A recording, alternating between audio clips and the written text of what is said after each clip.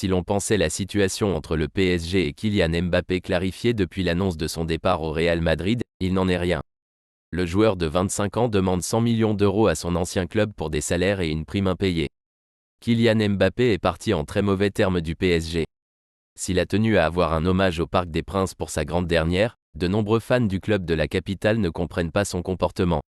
Alors qu'un accord avait été annoncé pour lui permettre de partir libre, il n'en est rien. En effet, Kylian Mbappé réclame au Paris Saint-Germain des salaires et primes depuis avril dernier. Et le tout s'élèverait à 100 millions d'euros.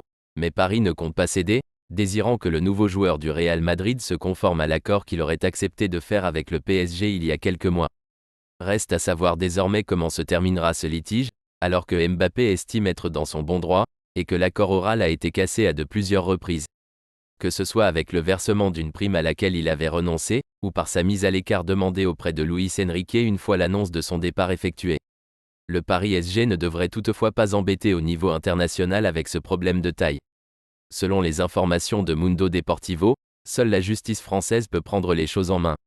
En effet, il s'agit d'un conflit à l'échelle nationale entre un joueur français et un club du même pays. La FIFA ne pourra donc rien faire pour départager les plaignants, chose que sait très bien le PSG et qui fait son affaire. Pour rappel, il n'y a que 2 scénarios dans lesquels la FIFA peut intervenir. Il faudra premièrement que Mbappé fasse action en justice en étant un joueur du Real Madrid ou secondement que la justice française prenne trop de temps pour s'occuper du litige. La FIFA, dans son article 12 bis, précise que les clubs sont tenus de respecter les obligations financières contractées avec les joueurs et les autres clubs, conformément aux conditions stipulées dans les contrats signés avec les joueurs professionnels et dans les accords de transfert.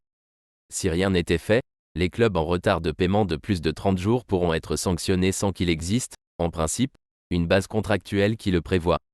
Si une sanction était prise, le PSG pourrait être privé d'un ou 2 mercatos. Mais on en est bien loin.